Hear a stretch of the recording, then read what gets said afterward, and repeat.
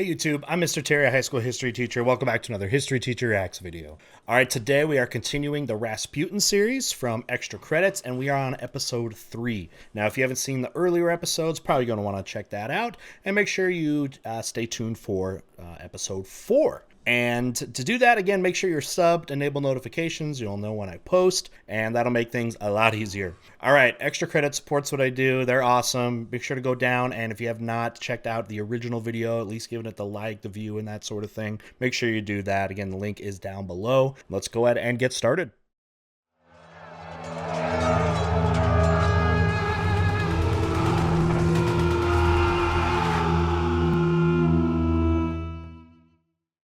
All right, so when we had last left with the series, Rasputin is getting in with the royal family. He has been one of the only people successful at helping the young boy who has hemophilia when he gets injured that can give him some kind of calm and comfort. However, his path has preceded him and has been well known now to the public, and the family is not real well perceived by a lot of people because of the baggage that Rasputin sort of carries with him. So last they left, Rasputin is going to go on a pilgrimage or something like that, and let's see where things are taking us now.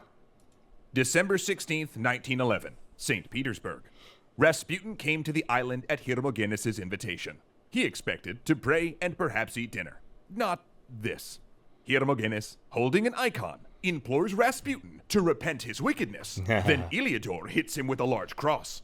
Rasputin declares that he is a sinner, guilty of lust. Beat him into He a admits repentance. he visited sex workers and slept with his followers. They call him a false prophet and make him swear to never go near the royal family again.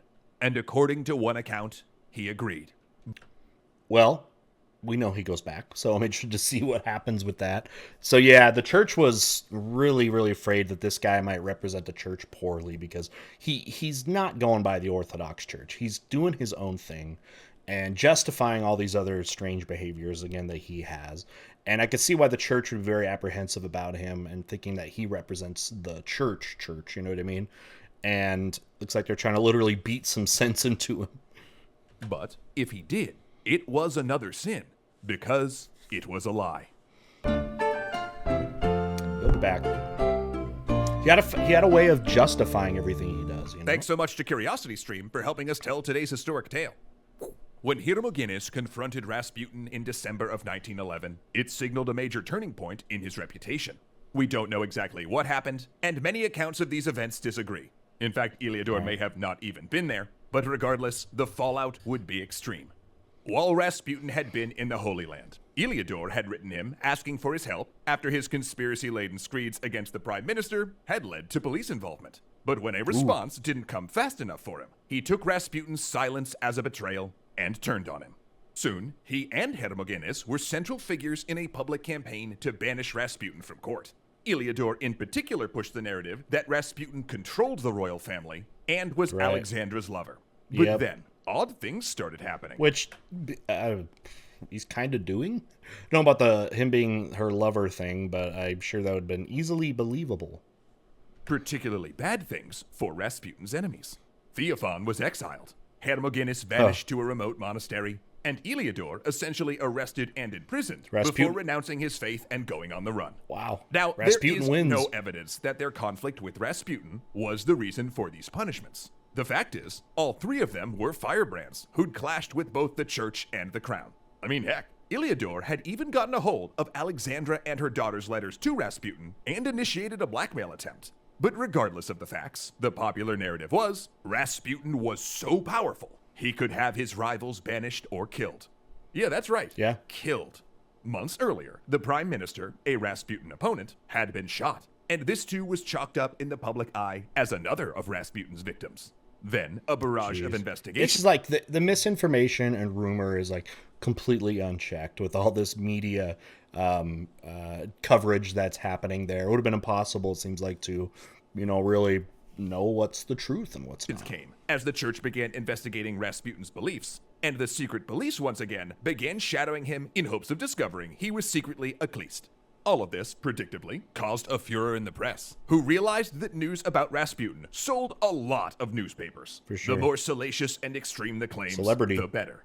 Tsar Nicholas, rightly understanding that these scandals were undermining the monarchy, gave orders for government officials to meet with editors and discourage the stories. When that failed, he simply had copies of newspapers confiscated, which is when things got real political. Because one of the biggest reforms after the 1905 revolution was a guaranteed freedom of speech. Yeah. And this is where, someone that's authoritarian would say, hey, this is why you can't just have an unfettered, unchecked media, because they will lie and there's nothing to potentially stop them, right? That's what someone like that would have said. And I'm sure that's exactly what Alexander was thinking. Nicholas is saying, with all these rumors, right? It's like the people don't know what's true and they're going to go with whatever they read first. And in intervening, Nicholas had just forced a standoff between the Crown and the Duma, the Russian National Assembly, also established in 1905. The Duma began debating whether they would open an official inquiry into Rasputin, the Tsar, and the press intervention. And when Nicholas summoned representatives to the palace to talk about it, and then they clashed, it led to a rift between the Duma and the Crown. Basically, Nicholas was used to being an autocrat. His words. It wasn't taken. The Duma doesn't have much power. Right? This is an autocracy. It has been so for a long time. Taking well to the Duma, investigating his private life. And actually, Nicholas didn't even seem to have liked Rasputin much. But on principle, he wasn't going to cave. Turns out, some Duma members were only too happy to pick that fight. See, a lot of Duma representatives had been involved in the revolution and wanted to go even farther.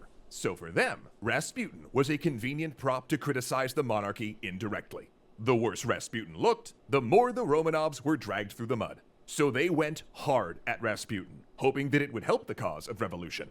Though, weirdly, monarchists were doing the same thing. They also realized that Rasputin was eroding public support for the Tsar, and thought that if they could smear him badly enough to drive him from court, it would protect the monarchy, which of course backfired, and by 1912 some conservatives were telling each other to stop, lest they bring on a revolution. This is just a mess. But there was no putting this demon back in the bottle.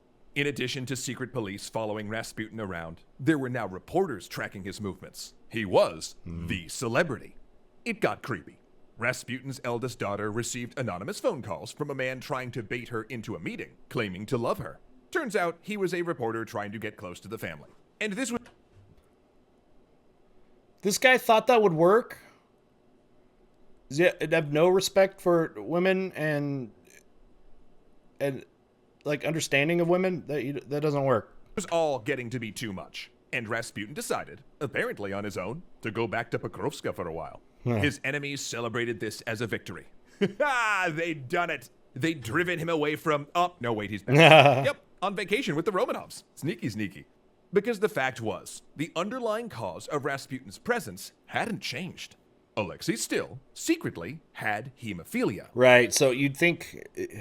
Because the public really didn't know about the hemophilia thing, so it was like... The public and press or must have been... Why are they so tied to this guy? Right? If they had come out right away and said, hey, he has these healing powers. I mean, I guess that could have gone a couple ways. It would have been like, are you crazy? You think this dude can heal? When you have these modern doctors and stuff that are working on your kid, or again, they just wanted to hide the ailment for the weakness. Because again, this young boy is heir to the throne. That would have, I'm sure, ended a lot of certain types of rumors of why he was so close with the family. Like, getting with the royal court or whatever. He's some kind of witch, and which maybe he was, but they could have cleared all that up, I guess, or at least a lot of that up. Rasputin's presence comforted and calmed Alexandra and her son, which probably in itself helped Uncle his healing. Pootie! In the summer of 1912, 8-year-old Alexei had another episode. A jolting carriage ride had started a hematoma in his thigh, which bled for days and caused him incredible agony. Their son's pain and fever were so bad, Pootie. Nicholas couldn't even bear to be in the same room and fled weeping. Alexandra was distraught. Alexei received last rites, and he asked his mother to reassure him that when he died, it wouldn't hurt anymore. Informed by Alexandra, Rasputin responded with a telegram. God has seen your tears and heard your prayers. The little one will not die. Do not allow the doctors to bother him too much. Oh, jeez. Alexei recovered 2 days later. Possibly because Rasputin's confidence lessened the stress on him and his mother. Possibly because doctors stopped prescribing aspirin that thinned That's his important. blood and constantly probing the hematoma. And possibly because he just recovered. Yeah. A lot of things, right? So again, aspirin was a common thing to give, for pain, but it's bad for hemophiliacs because it's blood thinner, and that's the problem with hemophilia is their blood is too thin. It has a hard time clotting, and when you have cuts or anything like that, it makes things very difficult because your body can't really heal with that. But so it was hard. It would have been very hard to treat his pain with what a lot of people use as common medicine back then. But nevertheless, he was healing, and yeah, maybe just having that note from old Uncle Pooty, he felt calmer. And again, what definitely can help with this kind of health condition, is trying to reduce your blood pressure. And if that's through being more calm, that's a positive thing. And look, if you're a parent, you understand how crushing it would be to see your kid in such misery. And you could imagine how you'd fiercely defend anyone who could help in that situation. But the key factor to this is the public didn't understand that because it didn't know that Alexei had hemophilia. That's what I'm saying. So to them, Rasputin's continued presence was inexplicable at best, sinister at worst. Yeah. What did he have on the Romanovs? Exactly. Had he hypnotized them? Was he controlling them? Were they just weak? And again, now that you have an open press, they're going to make up everything they can to entice their readers, right? Don't they care the entire country hated this man and wanted him gone? He became even more controversial during the First Balkan War, when he lobbied the royal family to keep Russia out of the conflicts and pursue a policy of peace. War, he worried, would simply hurt the peasants and could even pull in the great powers and ruin Russia. Despite his supposed influence, it should be noted that Russia did join the First Balkan War, though not the second. But his anti-war stance made him even more controversial. Government ministers, even family members, started their own private campaigns to get him expelled. The secret police continued their surveillance, initially giving Rasputin the codename Ruski, or the Russian, but later changing his designation to That's not a name at all. They chronicled his trips with female followers to bathhouses and visits to sex workers. Agents tailed anyone who had contact with him and read their mail. By the way, he has changed at all since his meetup with those church officials, has he? Though still, after all of this, when they presented Nicholas their report, he discarded it. But there were other plans to get rid of Rasputin. Violent plans. The police foiled at least one, and then it happened. June 1914, Pokrovska, Siberia. Rasputin has just stepped out his front door, hoping to catch a telegram messenger he'd just dispatched. That's when he sees the woman. She's disheveled, strange, wearing a bonnet and veil so only her eyes show, though her veil is oddly flat, as if she lacks a nose. A common symptom for poor sex workers who have been ravaged by syphilis. Thinking she's seeking money, he greets her and takes out his wallet. Then she steps close and plunges an 18-inch dagger into his stomach. He clasps his hands at his belly, running down the street yelling for help. The strange woman pursues, holding the bloody knife high. Noseless. In a moment of quick thinking, Rasputin notices a big stick, snatches it up, and clubs the woman across the head. An investigation will find that the woman is a 33-year-old peasant and mentally unstable. A devoted follower of Iliador, after reading his attacks on Rasputin, she'd taken it upon herself to kill the devil and stalked him across several cities. Wow, I did not know about that. He basically had a stalker assassin. Holy crap. Not the last time he's going to have to deal with death threats, by the way. It was messy, very touch and go. Bad enough that newspapers in the capital, employing the usual exaggeration, actually reported his death. His enemies drank toasts and celebrated. Until a few days later, that is, when it came out that Rasputin had lived. A recovery owed to a good surgeon and strong constitution, but that appeared to the public like a supernatural resurrection. For it would take more than a stab wound to kill Rasputin. It would take a prince. But what does it take, you may ask, to kill... Awesome. All right. Yeah, there's some stuff to unpack and to give you some teasers here for the future of his life. Let's talk about it. All right, this whole coming back from the dead thing is going to be interesting. If you don't know about his later life, don't want to spoil it for you, but the dude was essentially just unstoppable. He was immortal.